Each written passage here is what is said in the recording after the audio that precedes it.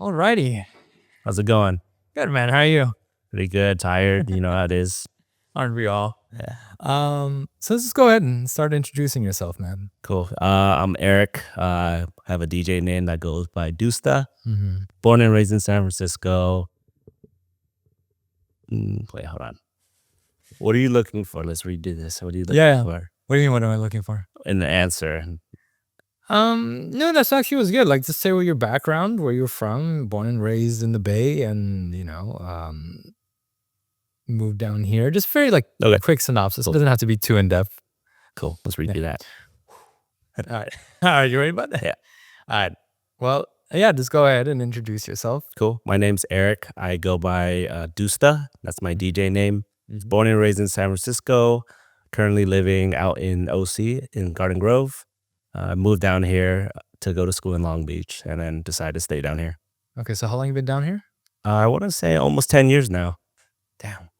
Yeah, no, time flies. Just thinking about graduating college, it was 10 years ago. So, Wait, were you already raving by that time? yeah, I think I attended my first rave in 2011. Okay, how old were you then? I think I was exactly 18. Was that the photo that you posted when I commented? It's like, God damn, you look so young.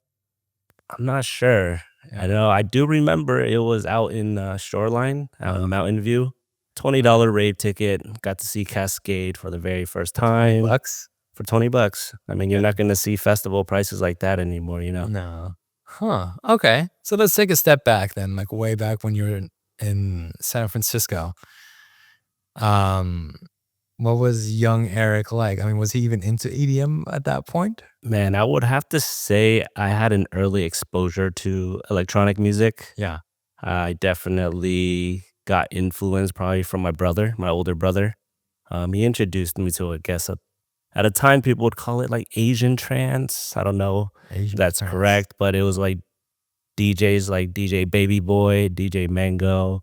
Okay. Some popular tracks were like Unchained Melodies, Euro Dancer, stuff like that. I mean, were they like really big DJs at the time, or more like local artists? You know, I'm not even sure. I mean, at that time, my brother was just downloading music, had him on a CD, Yeah. passed it on to me, and I had a CD player. And Yeah. So your listening brother to- kind of exposed you to the whole world first. for sure. And that was in San Francisco.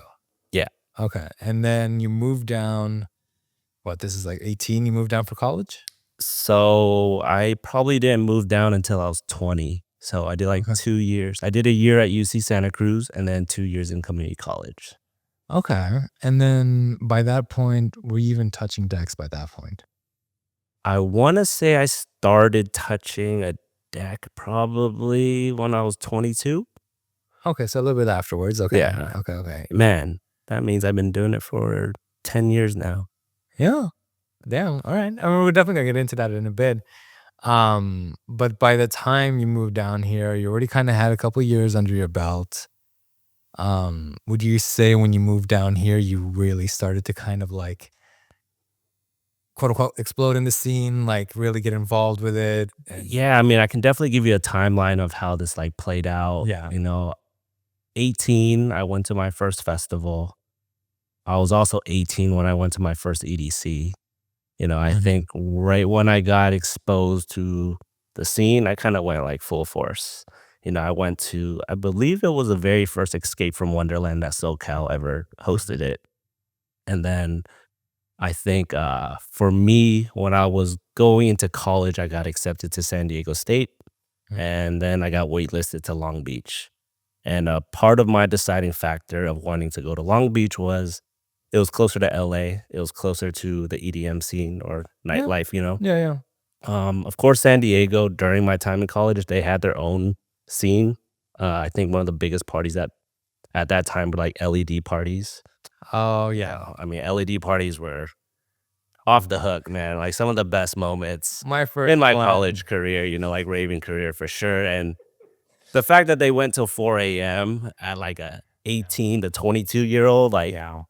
That was amazing, you know? Yeah, that was my first rave in San Diego. I forgot what not the Coliseum. It was up then. Was it like the Pachanga Arena? I It's an don't know if arena that's what it or was called. something. Yeah. Yeah, yeah. Kind of like a mini cow palace now that I like look at it. I know. I remember I went a couple years afterwards. This is when I was already like deep into like techno and house. A friend invited me back to the same LED event. And I'm like, damn. You know, I don't even think they're around. I don't think so. I haven't heard of an LED event ever since COVID hit. Was that an Insomniac event? No, I think LED was its own thing. Yeah. And then obviously like Cross Festival Yeah, yeah. blew up too. So I don't know. Is that what it's called? Fingers crossed? Yeah, they are actually called Fingers Crossed. And then it's So- Cross Festival. So the collective is Fingers Crossed. Yeah. And their events is called the Crossed. Cross Festival, yeah. Oh, damn. Wow. Did not know that. You learn something new. Okay. Okay. So you went to Cross Festivals at that time too? Yeah, I believe I probably went to the second or third one, I want to say. I know Cross Festival, the only difference was that it was like a 21 plus thing. Yeah. Totally different music too. I think like LED really focused on electro, big room, Yeah. trap, dubstep, and that was what was very popular at the time, 2012, 2014, Mm-hmm. you know? That sounds right. But I mean, the Cross back then, was it nowhere near what it is now, huh? I would say they done a pretty good job sticking to their theme of music. Oh, You know, okay. they have 3 stages. You know, the But, main like- stage is a very live acts. Oh, Middle okay. stage was always focused on techno, Yeah. and then a house stage. Oh, but I mean, like in terms of like production and size, did it definitely like blew up and got bigger? Or did it kind of stick to the same? Honestly, I think it stayed the same. Wow. Yeah. Huh. Yeah. Good on them, honestly. The only thing difference is ticket prices. Yeah, that's fair, honestly. Ticket prices everywhere is going up. you Every know? year I look, it's like, ooh, what's that? Yeah. Okay, so you're in San Diego, and then eventually you moved up north. No, I was in Long Beach. Oh yeah, Yeah, Long yeah. Beach. Yeah, Long Beach. And then how did you like? I mean, I'm assuming you just slowly started discovering house, Cascade, and them. Yeah, I mean, I'm definitely happy to share my early Yeah, I'm really curious to know how like you got to where you're at now, and we'll get to that later on. But yeah, for sure. I'll give you a brief introduction. Like I said, I want to say I got into the scene because of my sister. She went to a club, probably a very popular club at the time in San Francisco called Ruby Sky, okay. and she saw Armin van Buuren, and my sister just like fell in love with it, fell in love with trance, and wanted to share this experience with me. She's a year older than me, so there was a gap. But the moment I turned 18, they're like, "Hey, Cascade's playing." I was like, "I don't really know who that is." She shared a lot of music with me, and at that time, I was listening to like Cascade, Avicii, Swedish House Mafia. The big names. Yeah. Those were the big names at Yeah. the time, and those were like 2012, 2011 peak artists, I would Yeah. say.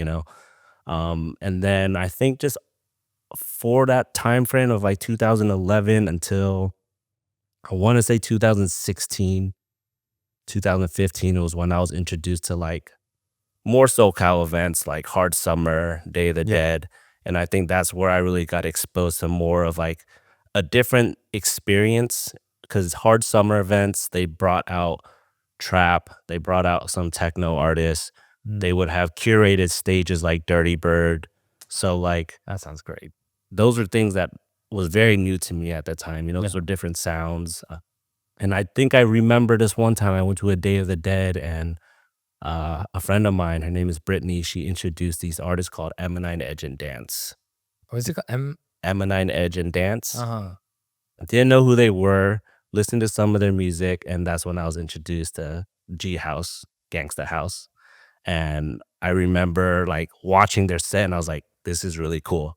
This is like a very like bass heavy mixed with like hip hop vocals. Yeah. Infused house music. And I was like, this is sick. Yeah, and San Francisco is really more hip hop Yeah. influenced. I mean, I definitely growing up, I had a hip hop influence too. So, hearing these like Biggie vocals over a house track, I'm like, what is this? This is cool, And it did sound like tech house at that time. Yeah. To me, I'm like, okay, this sounds like house music.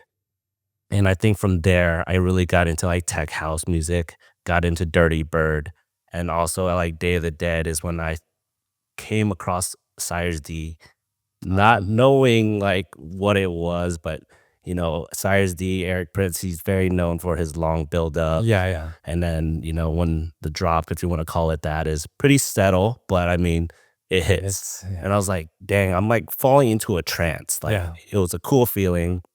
And from there, I think that's where I was like, okay, this is what I perceive as techno, or is what people are calling it that. Cyrus D and Eric Prince, he doesn't even call his music like techno. So that's interesting, right? Yeah. But that's what I was introduced to it as. Yeah. And then through there, I think I got introduced to a lot of Facebook groups, and I saw this podcast called Drum Code. I always saw this name, Drum Code, Adam Bayer. I listened to it, and I'm like, this is good. This is good stuff. And then I think the very first time I saw him was at Coachella via my roommate at that time, Josue. Yeah. I was like, yo, we got to go to Coachella. There's this artist named Adam Bayer. Let's check it out. Yeah. And around what year is this we're talking about? Like 27? No, not 2017. Probably. It must have been 2015 or 2016. Yeah, before we met for sure. Yeah. Because we met 17, 18? Probably. I mean, I would have to go back on the Dirty Bird lineups. We met at Dirty Bird Camp. Yeah. So, yeah. Now, okay. So, but I wanted to talk about Dirty Bird. Let's put the techno on hold, because then where does that kind of fall into the timeline? Because, I mean, Dirty Bird was a really big, part of your rave career. Yeah, for sure. I mean, went to Dirty Bird Camp out 5 times, been to a bunch of barbecues. I think what was really cool is that knowing it was a record label that was from our hometown, San Francisco, that's really cool. Hearing that they threw parties at Dolores Park is how it started, like I wish I could have been there. Yeah, that must have been a vibe, and like I said, I think I got really introduced to Dirty Bird during that like exposure to hard events. Oh, They had their own curated stage of like a Dirty Bird lineup. That's awesome. And that's where like the OG like Dirty Bird players lineups would be. You got Claude Von Stroke, you got Justin Martin, Jay Flip, like damn, Christian Martin. Yeah. Down. So that's when you really got exposed to them, and then you started going to their events exclusively. And not exclusively, but their dedicated events. I mean, I think the whole concept of Dirty Bird Camp Out, and for those people who don't know what Dirty Bird Camp Out, it's adult summer camp. It is the best. They have camper shirts. You collect patches. You collect pins. I miss the things. You can do archery, dodgeball, and it's a place where you can get weird. Be weird, and no one cares. It's if you think you're weird, there's always someone else weirder than you. For sure. I mean, it was a vibe. It was awesome, and definitely some of the most best like raving highlights of my life. I was at Dirty Bird. You always love with stories. There was always a story. For sure. And the Renegades, you were great. Yeah, it's just, I mean, I haven't gone to many other camping festivals to compare it to. I mean, what else? Does it feel like it's slowly kind of... I mean, the big ones are like, Lightning in a Bottle. Those are still very strong. Is Electric Forest? Electric Forest is a camping festival. Yeah. I think that's the two I know. And I think that's all the way in Michigan, Electric Forest. Oh, is there? Oh, damn. I did not know it was all the way out there. So, I mean, there's still a good amount of camping festivals, but I just never really found the time, energy, interest to go. Effort, No, that's fair. Okay.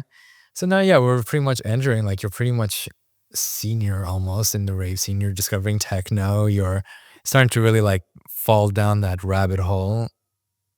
When you started DJing, was it house, G house, or was it techno, or... I think when I first started DJing, it was electro house, big room house. Really? Yeah. Did you ever tell me this? Probably. I mean, I taught you how to DJ. I'm pretty sure that's what I like first introduced you to. I was like mashups, right? There's mashups, and there's just like very formulated. Like the moment a drop comes, you can line up the next track very easily. I remember the first time you taught me. Yeah. I mean, what was your first mixer? It wasn't even a mixer, it was a deck. I mean, the first one that I ever owned, it was I'm even trying to remember. Was it an XDJ or DDJ? You used Serato, huh? It was a Serato. It was a 4-channel, needed my laptop. But that wasn't even like the first mixer that I learned on. I had a mixer that my friend let me borrow at the time. very Mm. small. I think I sent you a photo. I think It's like so, yeah. box like this big, and they're like little turn jog wheels are like this big. It's tiny. You could probably use only 2 fingers. Yeah, Yeah. I mean, I went from that to that, and then I think I did the CDJ route, and now I own an XZ. So Damn. But at least during this whole time, you were I mean, in terms of gigs, the first one you ever did was that desert one that me and you did, right? I Fly would have to Fighters. say the very first Sci-Fighter was like the first. I guess I would say it was the first gig that I ever like got booked for. Yeah. Yeah, I don't remember when that was. I don't remember either, but I remember it was a couple, like, 100 It something. was hot. It was I hot. was playing 12 p.m., slamming some hard banging techno, and some guy lays in front of me, like, not fully just lay down in front of the speaker. And I'm like, this is a moment why I know I want to DJ. This is a feeling. Like, Yeah. I have my good friends dancing. I have some guy who doesn't even know me. You totally vibe to my set and just enjoying it. It feels great, honestly, to do that for people. Yeah, especially because it's your music, you curated. Yeah. Yeah. Um, but I mean, did you ever you did house parties and stuff like Yeah. that. I mean, I played for people's birthday parties. I would have people come over to like hang out. And I don't know if I can say this, but little Yeah. house parties, we're hanging out. So it was a good time. I don't really think I took DJing seriously until maybe I want to say the last like 4 or 5 years, honestly. Was it that during that first event in the desert that kind of like got the ball moving, or what was it that kind of like, all right, let's make some moves with this? I think you've played a huge role. I think teaching my good friends how to DJ Yeah. and having this passion really like sparked the flame. Yeah. We talked about, not even just talked about, we actually threw desert parties. Yeah. I mean, that's a whole nother thing we can talk about. Yeah. But like, I always picked up DJing as like a hobby. And I guess I can get into like why I started DJing. It's basically attending these festivals and seeing how the DJs can control like people's feelings, Oh yeah. and I think for me, being able to play a set, curate a set, it's kind of like a storytelling experience, Mhm. and I think that's what I wanted to do. I was like, if I can like play music and make people dance, like that's an awesome feeling, Yeah. whether it's one person on the dance floor, 10, 20, 30, 40, as long as someone is even just there listening, like I think I feel fine. I feel Yeah. great.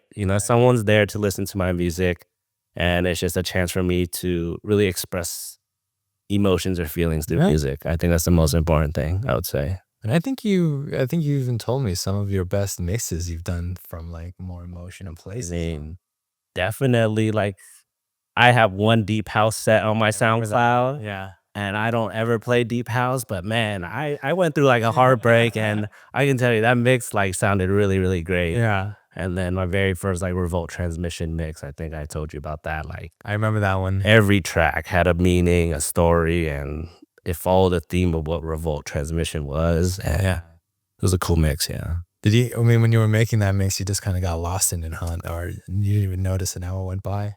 Yeah, I mean, like that's the thing too. I don't prep some of these sets, especially, like I'm picking songs and maybe subconsciously these song titles mean something to me. Maybe they don't, but you've seen me DJ. I go through my library picking music, and it takes a while, I mean, I still don't get it. I don't understand how you get new music and just throw it in there and then just have it so cohesive. I think that's the fun thing though, It's just like, what kind of feeling can I really bring out? What kind of sound is this? How can I blend it in? It's just exciting. But you don't even know what it sounds like. That's my thing. I mean, I have some time to fast forward the song. I'm like, okay, this sounds good. Okay, You had to do it a free fast- check yeah, before you throw it in. yeah, I'm not just gonna select the song like I'm going for. I gotta make sure I listen to it, Okay, okay, fair, fair. Um, so let's see. So now, you're starting to pick up, and then let's get into a little bit about what we used to do in terms of throwing events. Okay. Yeah, because I think it's good to know for people to kind of really see what it takes to like pull something off like this. It's not easy. Yeah, I mean, I don't know if we want to get into this now, probably later, but like being a part of 6 a.m., Oh, we'll definitely get into it. Yeah. that plays a huge role of Yeah. understanding what goes into an event. But Yeah. yeah, we can definitely talk about Yeah. this desert thing that we did. Yeah. I remember the first one we did, we took my home theater system, the tall speakers that I had for my TV set up, a receiver. We brought the mixer, and where did we get power from? Did we bring a generator? Honestly, you had everything, I would say, right? I guess we had we rented a generator, I think. Maybe to start things off. Yeah, and that's the first. I think I have a photo somewhere. I'll have to find it. Was this the one where, I mean, this was during like COVID and quarantine, Yeah. we were doing Twitch streams at that time. Yeah. We were learning how to do Twitch streams, and we're like, Yeah. dude, we've been locked up for a long time. We need to do something. Yeah. Like, let's throw a desert thing, Yeah. Closest friends, I think there was only like 5, 6, 7 of us. Yeah. Yeah. I think I remember, was that the one where Tomas had a dirt bike? Was that the one? Yeah, he had a dirt bike, and we essentially He had the set on the back of his truck. We just set up there. We didn't even have a table. We just set up on a truck. Yeah, we pretty much just at the tailgate. We had the DJ set up. The speakers were in the bed. Sub was under the tailgate, and then just started blasting music. Yeah, no, it was definitely a vibe. And then, I don't know where that timeline played in, but you started upgrading your speakers, and that's when things really started to pick up. And I think those another great highlight of just like early DJing career and just stuff like that. You know what I mean? Yeah, because during COVID, a lot of businesses were going under, and I found the K12s and 2 subs for ungodly price, dude. I was so lucky to even get it at those prices. I mean, you were there when I bought my CDJs, like literally a week or two before like quarantine happened, and that was a crazy deal too at that. Oh, we got so lucky during that. It kind of lined up perfectly, honestly, with everything we were wanting to do. Yeah, for sure. Yeah, and then we took them up to the mountain. I think, what was that mountain called? Was it right at Lake Elsinore? Lake Elsinore. Yeah, right on top of the mountain. We found this little dirt off ramp. And then you can just see all of Lake Elsinore. It's really cool. We even tried to stream. I remember like my friend messaged me like, "Oh my God, did I miss the stream?" I was like, "Dude, we just didn't have internet." I know. Oh, yeah, that was the biggest thing. But it would have been cool. Yeah. We tried to do it, and we actually did it, minus the streaming aspect. But no, but it was, damn, I completely forgot about that. And yeah, we had a bunch of friends come out that time. That was a good solid like 10, 15 of us, I would say. 10, 15. And we were there from basically almost 10, 8. We were there for a while, for sure. I know you created a little like recap video, which was really cool. Yeah, no, I still have the footage. I'll definitely post it on when we were talking about this stuff. But yeah, honestly, ever since that, we just kind of started to snowball after that. I started upgrading the gear more, got CDJs. You remember when we got I got the CDJs first? I don't remember. I remember. I think you might have gotten it first. From a guy in Coachella. No, that was mine. Oh, those were yours? Those are mine. Oh, that's right. I picked up from a guy in Irvine. Yeah. But your guy had the cases He had the cases, and I remember he like traded some Oakleys for them, and I was like, "Oh, this is a good deal." Yeah. Like, dude. Yeah. It was 2 CDJs and a DJ mixer. I think it was only like $2,800. Yeah. For the whole set. Maybe it was like 35 or something. No, we definitely got a deal on him. Yeah, it was a crazy deal, and like you gave him like 4 pairs of like shades, and we're like, "Yo." Yeah, I know we came up on that for sure, for sure. Yeah, it was just honestly a slow thing, and then our parties got a little bit more sophisticated, a little bit more well thought out. I mean, I think after that we threw maybe like several parties for sure. I know one big one we had. That was at least like a good like 40, 50 people out there. Yeah, no, that was the Johnson Valley. I think that was the last big event I threw. Yeah. At least on our own. Yeah. Before Revolt came into the picture. Yeah, that one, no, I think we had at least 60 people for sure. That was a vibe, man. Like, yeah, because what also happened was that, so Johnson Valley, for people who don't know, that's like a whole OHV off-roading, guys in their big pickups and RVs out there. And then, you just see like a bunch of kids, just blasting music, having the time of their lives. It's going to attract people. Yeah, I mean, they didn't care. They're out there dirt biking. Oh, they were they get to join us too. Sure. Yeah. One of our friends came in a party bus and they had wild. But I remember me and you, well, first of all, setting that whole thing up was just, it was a lot. I mean, I also remember it got super windy that night. But I mean, we Yeah. did the whole setup. We had lights, we had the speakers, like Yeah, we even had like fucking hacky sack being yeah, thrown around, it's fun. food was being grilled. It was real thought out. We even had like a whole um set set times and Yeah, everything we for had set everyone. times, we had Yeah, DJs playing. yeah. But I think what it did, it definitely like made me realize just how much it takes to throw an event. Oh yeah, no, for sure. That's a lot of work, but it was cool for what we pulled off. Oh yeah. Like it was just like, hey, we're throwing a desert party. If you come, you come. Here's the location. Yeah. You know, We had a whole roadmap and everything. You just had, because there's no signal. yeah. Yeah, here's the map, here's the PDF. You need to follow that and Once you see the sign, fuck a huge left into the desert and try to find us. yeah, exactly. And I think that's what, I mean, raving used to be back before then. It's Oh, like for literally, sure. here's the map. Good luck finding it. You didn't have MapQuest back then on the early raving days, but I mean, like MapQuest, I'm sure played a huge role at some point. Yeah. So it was kind of fun. It was kind of getting like a little taste of what raving used to be back Yeah. in the day. So, but I think what really kind of like how you had that moment with that guy just vibing out from when the time you played, I kind of had that when me and you were playing that night. I think it was just me and you, honestly. Everyone else was pretty much knocked out. I mean, there was a couple like back-to-back sets that are super memorable, Yeah. that we've done. Yeah. I know we played that night, and I know we played that night when we did a whole Revolt Desert campaign. We were trying to film there, like me and you. Mm. That was really fun. Yeah. But there was a moment where two guys were just dancing to us. And then, And I remember that. yeah. Yeah. And then we were just in a flow back and forth, Yeah. going well. And then, you just drop one good banger. They lost their shit. I was like, dude, just hearing them like lose their shit. That Yeah, feeling. no, for sure. And I mean, that's just like the feeling I got as a raver, on the dance floor at a music festival. It's like hearing a track, just losing your mind and feeling the energy, not just from like yourself and the music, but the people around you. Because like we're always on the receiving end, but to be the one, not receiving, receiving end. Depends how you look at it. Yeah. Right? At least we're the ones in the audience feeling that, but to be on the other side of the deck, Getting cheers, getting yeah, praise. giving that to people. Oh, it's such a great feeling. For sure. Like I definitely like after that, I was like, okay, this is something I want to keep doing. Mm. And then, time passed and then now 6 a.m. comes into the picture. So, I mean, maybe give a little bit of a synopsis who 6 a.m. is so people that might not know. Yeah. And then we can lead into like how you got involved with them. No, for sure. So 6 a.m. we're a lot of things, we do content, media, we do shop and apparel, but our biggest thing is events. We do warehouse events. We go until 6 in the morning. Mm-hmm. We try to keep the underground culture and ethos alive. Yeah. And by saying that, it's such a weird thing, underground, right? Like social media, what's so underground about social media? And I think, you need to be able to promote a party, word of mouth, spread the message. You need social media at this day and age. Yeah.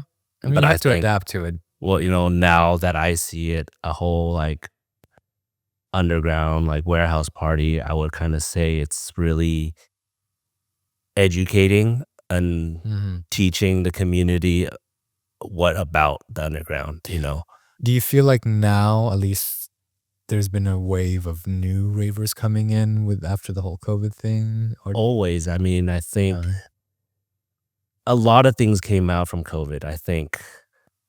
Just take us throwing our own events, for example. Yeah. People were coped up. They wanted to do something. Mm-hmm.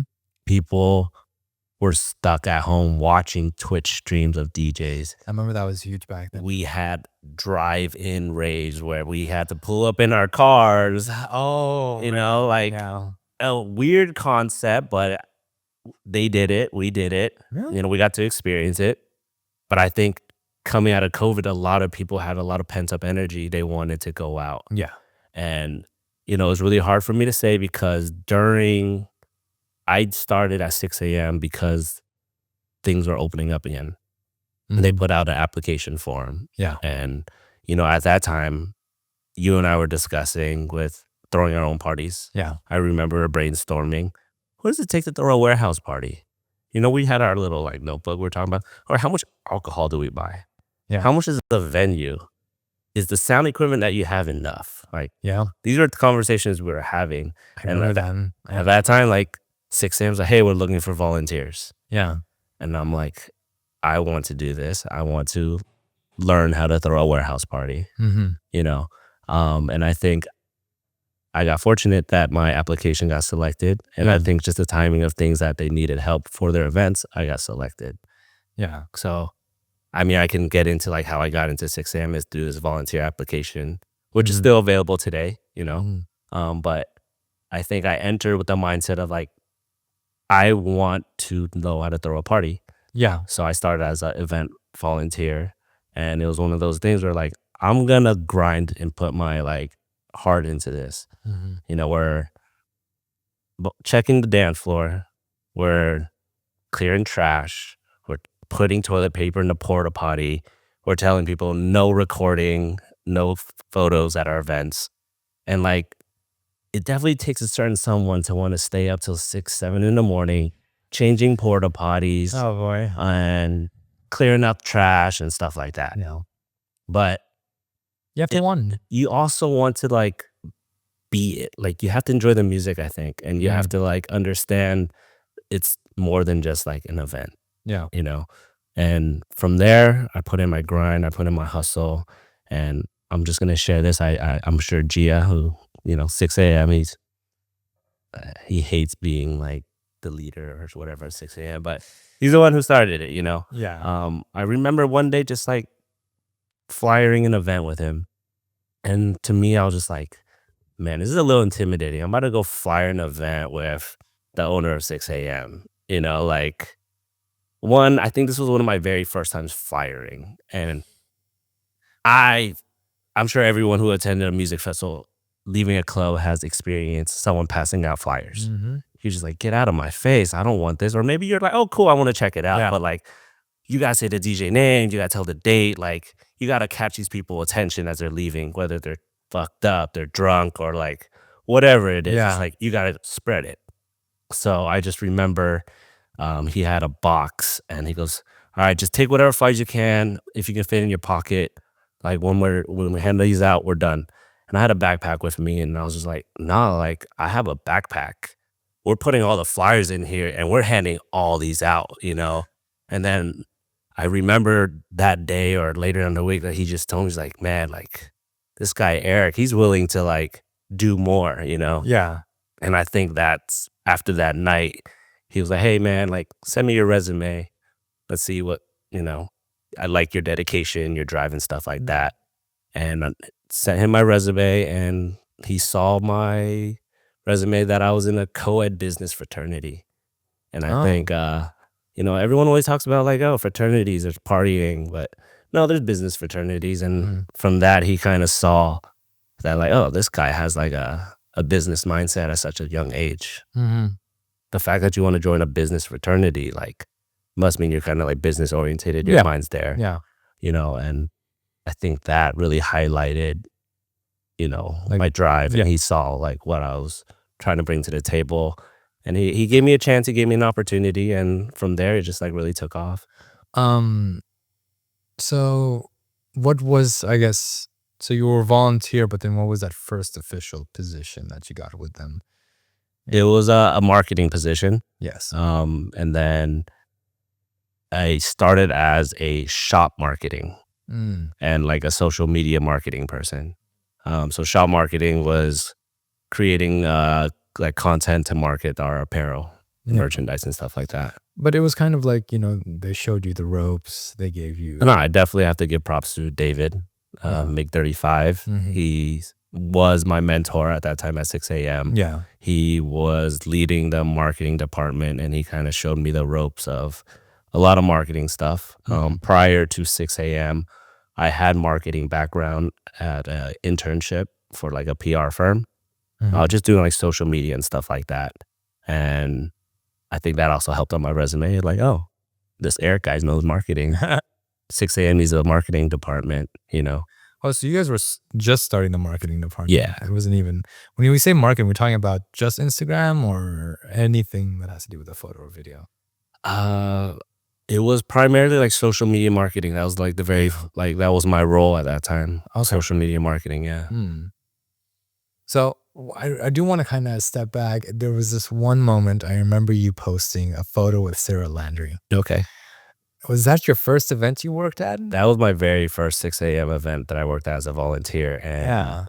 I was like stoked for that event because like I discovered Sarah Landry during COVID. I remember. You know, she had these streams in like a warehouse, and I believe she's from Austin.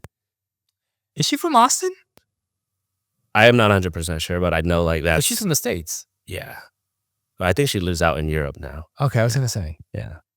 Damn. But I remember she was doing these streams, and I was like, this stuff is hitting. This is hard. Like, I like it, you know? Yeah. And that might have actually been like the first introduction to like hard techno, I probably would say.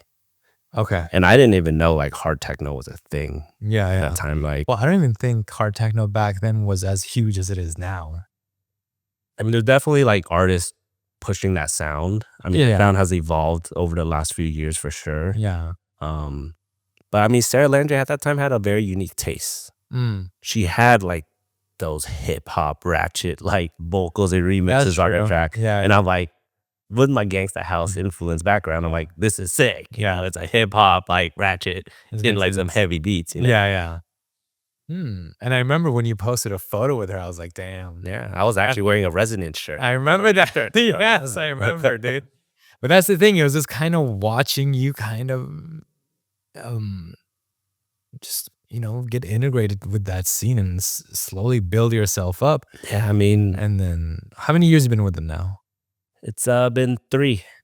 Really? It's 3. It feels like a long time. It feels like a long but it also, it doesn't, man. Like it's only 3 years. Yeah. I feel like you've done so much. I can say like the stuff I do there, I enjoy doing, man. Like, Yeah. you know, the time, we're always busy, but you know, but I mean, like the chance, like not the opportunities of just getting to meet so many artists, you know,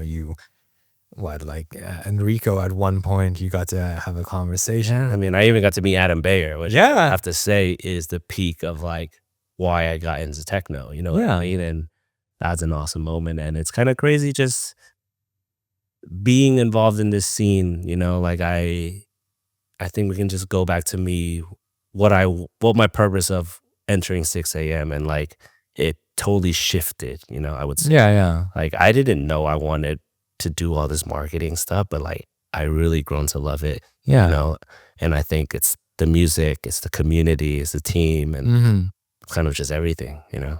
Yeah.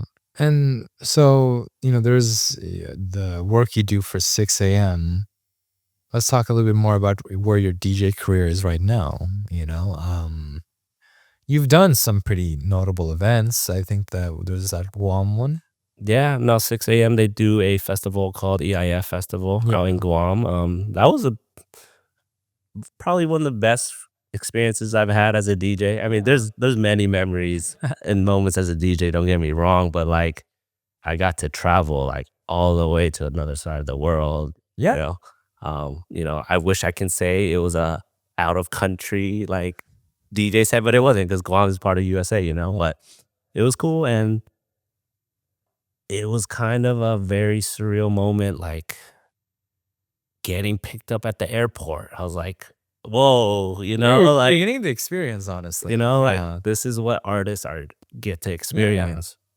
They're like, anything you want in the morning, you know, call us, you want coffee, we'll bring it to you. Yeah. So like getting that hospitality was like very new to me. I wasn't used to it. And to this day, I don't know if I will be used to it because I don't like, these things are weird to me, you know? Yeah. I like to do things on my own, but I get it. Like the hospitality is very important. You know? No, it makes sense. Yeah, keep going, sorry. Yeah, like Guam was a awesome experience. And it's, I think I learned a lot as a DJ, I would have to say.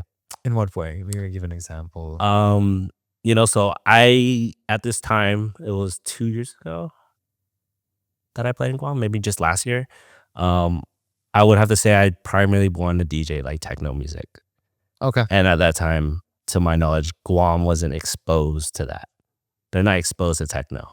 Oh. They like EDM, and I would say like, trap, bass music, house music. So I'm like, okay, I'm gonna go my gangsta house, tech house, bass house route. I can play it safe. Yeah. And I was actually excited to play that too, despite me saying that I want to play techno, because I got to really go back to my roots of like starting as a DJ. This is what I played. This is what I wanted to play, Yeah. So I'm over here like, okay, I'm going to play a lot of like cool hip hop remix tracks that people know. For example, Cisco Song. Yeah. People know that song. Missy Elliott, My Neck, My Back. And I'm over here playing the music, and I'm not getting like the crowd reaction that I was expecting. Yeah. And then after my DJ set, I'm just all like, where did I miss that? Yeah. I'm like, this music, this remix is sick. I love this song. This is what I grew up with. And then I realized the generation and age gap that I was playing to was definitely like a 7-10 year difference from me. Older or younger? Younger. Oh. So they're listening to like Fetty Wap. Yeah. I don't know. Whatever. Yeah. I don't know. But they're not listening to Missy Elliott, My Neck, My Back. Yeah. So that was a big learning experience for me, because I'm like, oh man, like I thought I knew what they wanted, but it wasn't. So would you say is like that kind of your style of just kind of going in and more just taking it as is versus maybe someone who would pre-plan a set? I don't know. Like, I think doing more research helps. Okay. Doing more research helps, but also being flexible and knowing that you can change direction. Yeah. When it's needed. I mean, I was still playing like some bass heavy or bass house trap music that like changed the energy, but me thinking these hip hop songs that I grew up listening to, bangers, like they're gonna enjoy too. Yeah, no. They didn't. It's just like, like bummer. No, I mean, but it's good. You need to have these little life pitfalls to kind of grow as an artist. And honestly, you won't really get to experience it unless you're there. Yeah, doing it. I mean, I think that's just the biggest thing about DJing. It's like you need to get exposed. You need to play at a club, at a festival. And I've never played a festival like on a stage, like, oh, it feels different. Like when it's different. Yeah, we played Sci-Fighter, and these are DIY desert festivals, and it's a different environment. Yeah, for sure. And you and I, we even played at a Las Vegas hotel. Oh, yeah. With Off the Grid. Yeah. Like that's a whole different experience in itself, because we played silent disco sets. That one was a learning curve for sure. Yeah. Like, whoa, you got to learn how to mix with just your headphones, and then there's 3 or 4 silent DJs playing at the same time.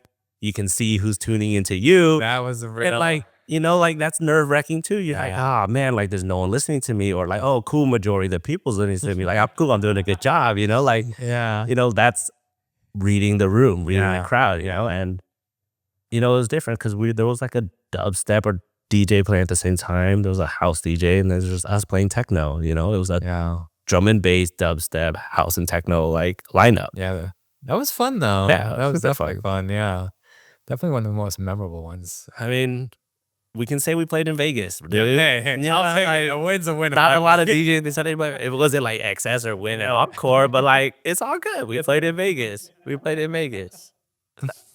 So I mean, now, like in this point in time, you're a techno DJ. I mean, you still do house. I'll do house music, yeah. But primarily, you kind of push the techno and hypnotic techno. Yeah, I mean, hypnotic techno, proper techno, deep techno is definitely something I've been exposed to in the last 2-3 years. Yeah, and I think I have to give credit to like 6 a.m. and the bookings that we have. Just being exposed to all these different sounds of techno has really like opened up a new like road for me. Yeah. It was, I would have to say the first 3, 4, 5, 6 years of getting into techno music was drum code. Anytime Adam Bayer was somewhere, like, yo, I'm there. Like I went to Gas Hooter out in Amsterdam, 48-hour trip because there's drum code event. I Dang. went, Yeah. everything that I knew about techno was drum code, Yeah. and getting exposed to this deep hypnotic stuff. I'm like, this is new, this is interesting, it's different. And, I really enjoy that. And I think that's what I'm kind of like pushing towards now. Okay. I What? go by an alias Voodoo. Yeah. I think it's a very catching name I for, think it fits the vibe as yeah, well. for Yeah. sure. What about it caught your attention? Like, what is it about? Is it just the trance, like getting lost in it? Is it the complexity of it? Is it maybe not complex, or what is it? Oh man, like there's the there's so many different perspectives when you like listening to music. You can listen to music in a room, through your headphones, or on a dance floor at a warehouse or at a festival.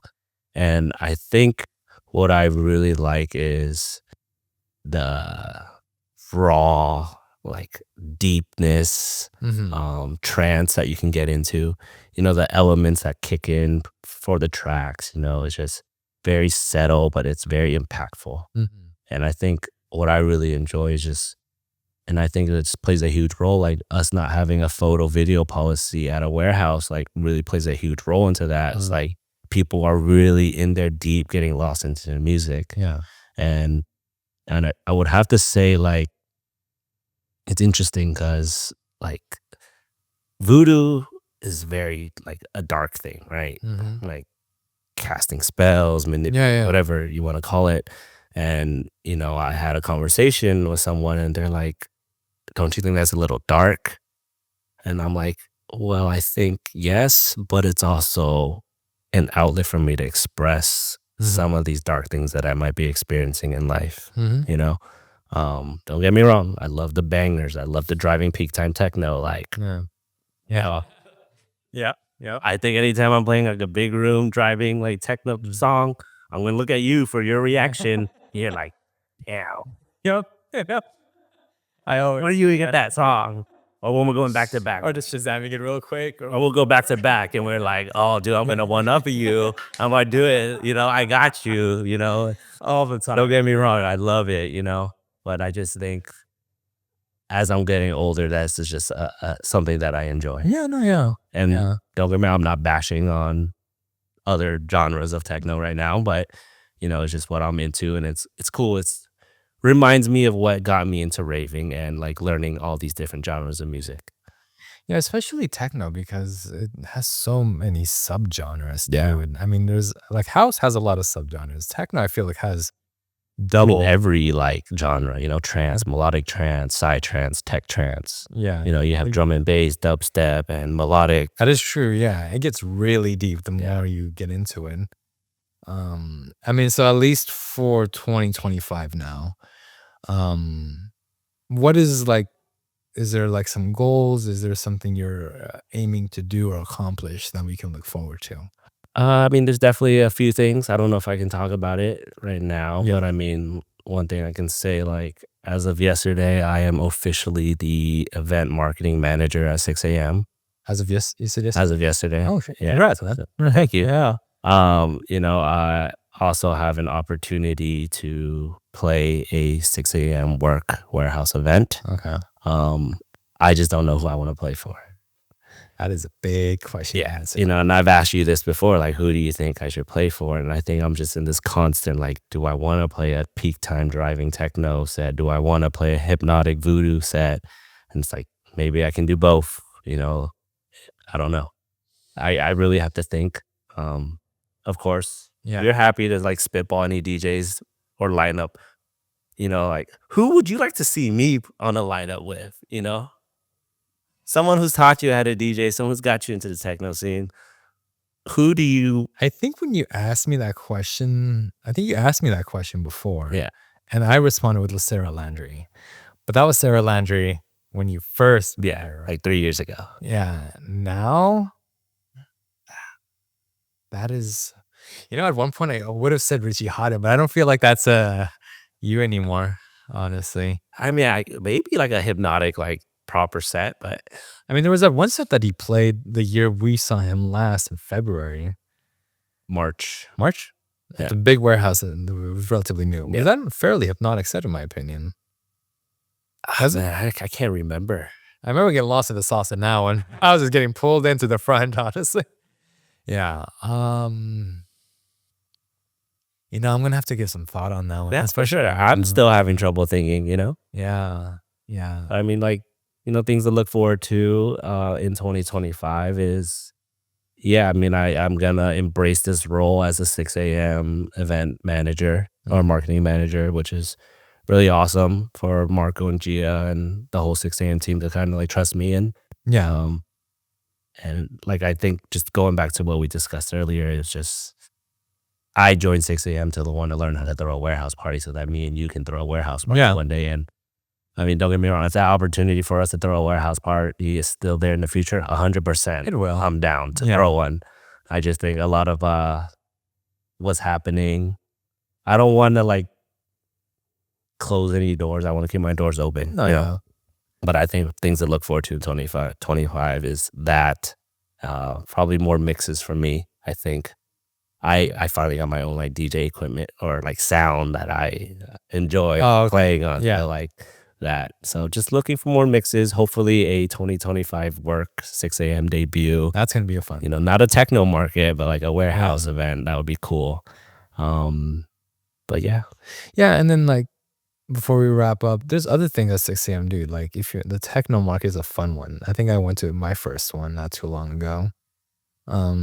Is there anything else that 6 a.m. does kind of like that people can like, maybe someone who doesn't know 6 a.m. wants to look at? Yes. So Techno Market is a community like focused event.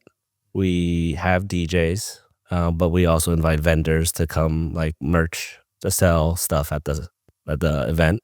I think this past one we had jewelry.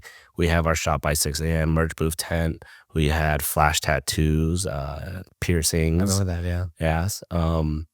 But it's just more of like a daytime event. The most recent one I got to play took place from like 2 p.m. to 8 p.m. It is different than meeting at a warehouse at 11 p.m. to 6 a.m. It's a daytime thing, and I think it's more community focused. And I think just building on top of that, like, I think the most important thing is having a community. And, for anyone that is interested in joining 6 a.m. and getting to know what we're about, like I would say joining our Discord, following our socials would be a great start. All right. Well, thank you, bud. I appreciate you coming on. Yeah. And hopefully by next season, on season 2, we'll be at a point where you already did your work event. Okay. So we're definitely going to talk about that. Yeah, no, it's gonna, I mean, I just have to think about who I want to play for. And, part of me is just like, I kind of want to trust our talent buyer, Booker, to curate it the way he wants to curate it. But it's a big ask. Yeah. It is a big ask. Who do I want to play for? Like, but not just that, I'm also playing for like the company and brand that I work for.